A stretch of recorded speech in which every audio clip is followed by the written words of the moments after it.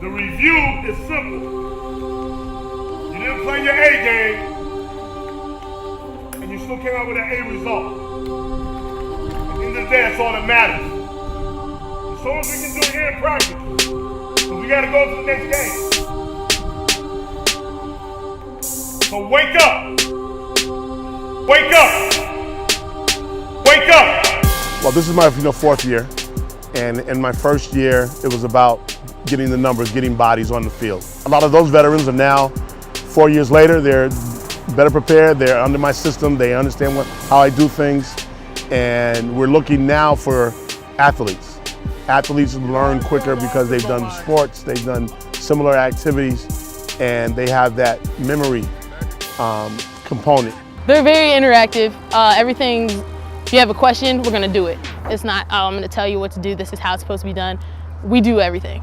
And we run a lot, we're pretty well conditioned, but everything coach, if we have questions for coach, he's like, run it, do it, physically do it so that you know what's going on. I feel like it's something you can't really describe, you know?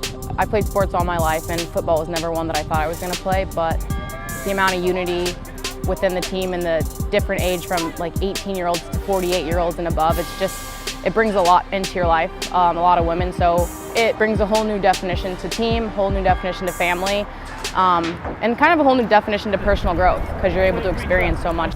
Ready? Hey!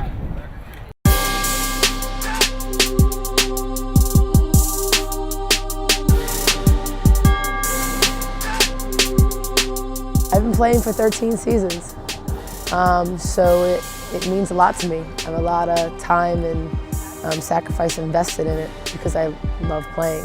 It's such a big part of who I am, being an athlete.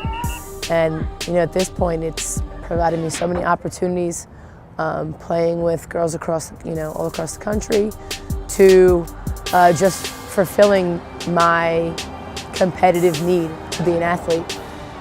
For me right now, I really enjoyed this experience because someone said to me when I joined this team, she said, you know that you're a rare commodity. And I didn't understand what she meant by that. She goes, you're rare because not many people have a resume that says that they've coached women's football. That means something to me, that has some value. So it means a lot to me to be able to sustain whatever value I have. But even more important, being back here in Brooklyn, coaching in my hometown. Come on, come on, come on. Come on, ladies. Got a lot of practice to go. Hard work on three. 1, 2, 3. Tim Etienne and Emmanuel Alexander did it again. All right, when it comes to women's pro football, the New York Sharks have been at the forefront for over a decade, and this year, well, they're off to another good start at 3-1. Previously, we just saw what practice looks and feels like, but it's the games that count, and it's an old coach's cliche. Whatever you do in the practice, you'll do in the games. Am I right, Coach? Right. And here to talk about what lies ahead for the 2015 season, our head coach, Rich Harrigan. Welcome, Coach. Welcome. Iota Phi Theta. All day. Incorporated. Yes, sir. Morgan State University, 1969. You got it. All right. And also joining me is Brilynn Fields. Thanks for having us. Receiver, thanks. And her sister, Brooklyn Fields, outside linebacker for the Brooklyn Sharks. All right. Coach, it's all saying. I want you to ask this question. When you feel strong about something, what does that also say? You're passionate about it. Pittsburgh passion. Uh-oh. All right. You would go there, huh? Explain what happened last week, and also we want to explain what happened last year with the Pittsburgh passion. Of course, they were that mark, right? It was inches or whatever to go, and you were so close, but yet so far going to the championship game.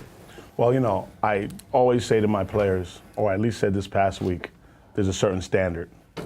And coming into this season, whoever was champion, that's the standard. But it's a new season. Let's set it ourselves now. So we went into Pittsburgh last week, 3-0. We were hoping to come out 4-0. We took them down to the last quarter, very close game. We came back after being down 2 touchdowns, and we really, really, I think, learned more about ourselves than what their standard was. We learned about what the standard that we need to establish. and we look forward to playing them again. Now, you also have a new team. This is basically a new team, right, from last year, right? There's a lot of rookies on the team this year. Yeah. There's a lot of vets too, so I think it's a healthy combination of old school and new school, but Definitely. we're all coming together. Now, is it psychologically you think Pittsburgh has your number, or what? You got their number because of that loss?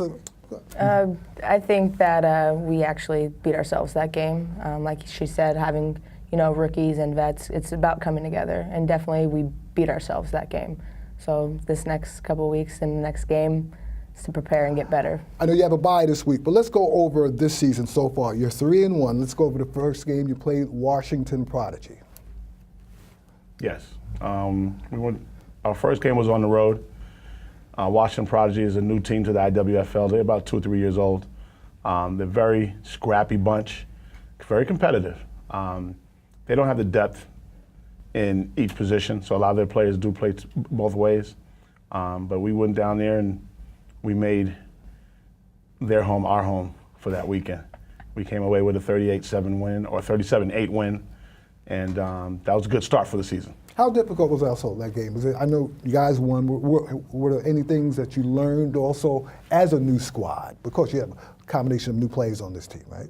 I actually wasn't at the first game that we played. I was away, but just seeing some film and knowing Washington as a team, like he said, they're a newer program, but you can't take anyone lightly. So we go into every game, playing like we're playing Pittsburgh Passion or the Giants, if you will, just so that we can prepare for those teams that are better. But Washington is a great team. So The second game also. Let's go over that one. The second game, we played Montreal our second game, and that definitely much more competitive game in my mind. They were a lot more physical, so that was a great eye-opener for us as a defensive player. A lot of our defensive team is our rookies.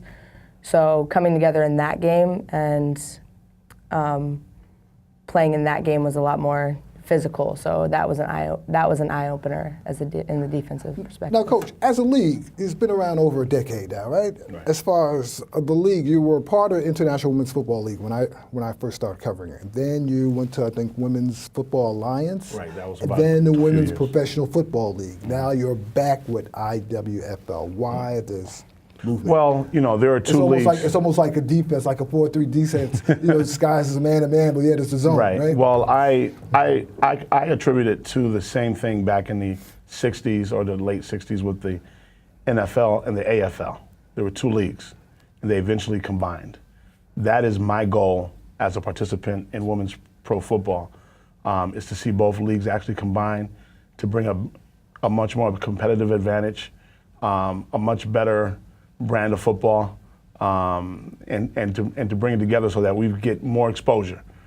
So the WFA, the Women's Football Alliance, was created several years back, maybe about 4 or 5 years ago. But the IWFL has always been here from the beginning. Some teams left one league, went back to the other. It depends on your circumstances in that year and what you're trying to do as an organization. For us, the last 2 years, coming back to the IWFL was an opportunity for us to compete on what we feel is a higher level, and to be able to provide for our organization the things that we need. You have a bye this week, so what will no game this weekend? No game this weekend. So is it just complete break from practice, or will you continue to have practice So tomorrow, right? Thursday's practice, Tuesdays and Thursdays. Tuesdays and Thursdays.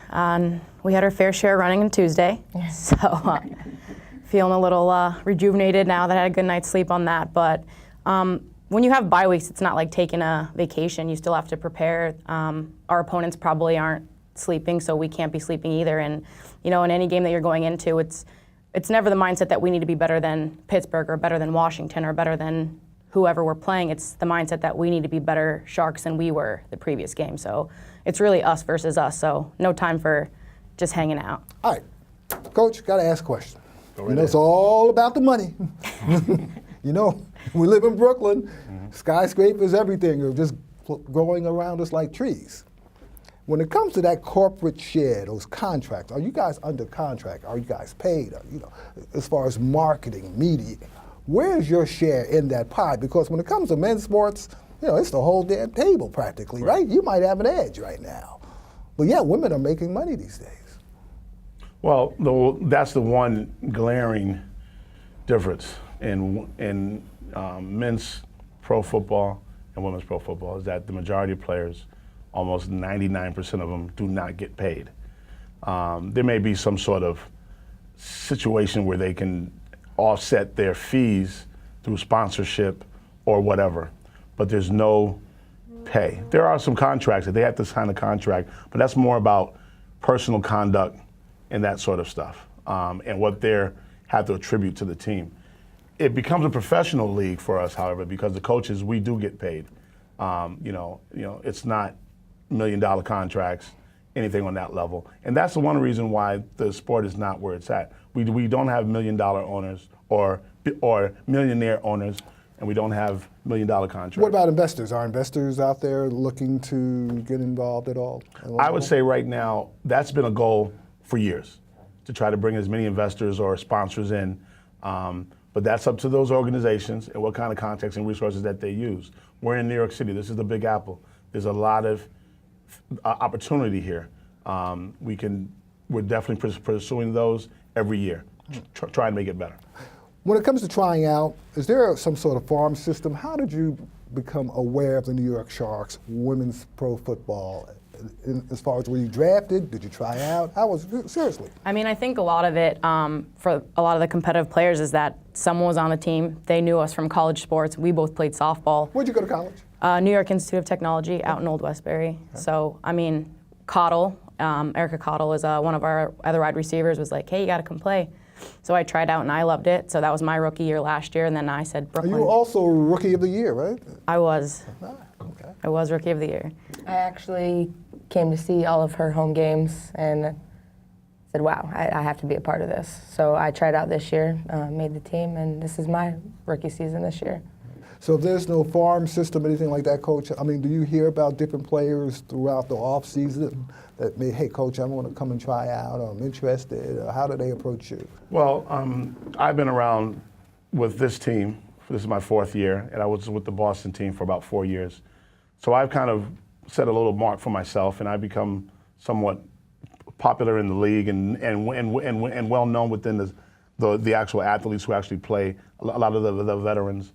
And when I came to New York, that carried over. And yeah, I get players who want to move to New York, play for the Sharks, or you also have mostly word of mouth, and us coaches go out there and we recruit from different sources out there. Are players traded at all?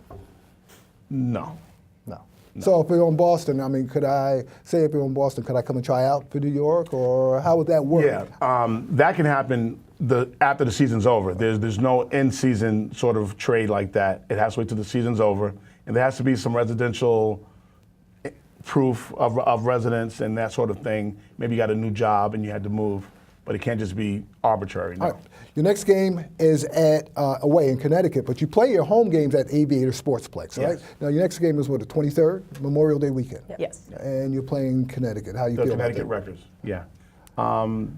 We haven't seen them since the first game of last year. They've improved from my understanding, but we have a bye week and we should be ready for them. Brilynn, how you feel about playing Connecticut next? I feel good about it. Confident. So, Coach, one last question. The NBA has the WNBA. Has the NFL taken a look at this league overall? The whispers I've heard over the years, yes, and there has been some conversation about it, but it's just been conversation at this point. Okay, all right. Thanks for coming, Coach. Not a problem. Good Thank you luck for having rest me. of the season. yeah, thank you for having And us. you know what? Next time you beat those Passion, right? We got them. All right, There it Norfolk is. State. All right.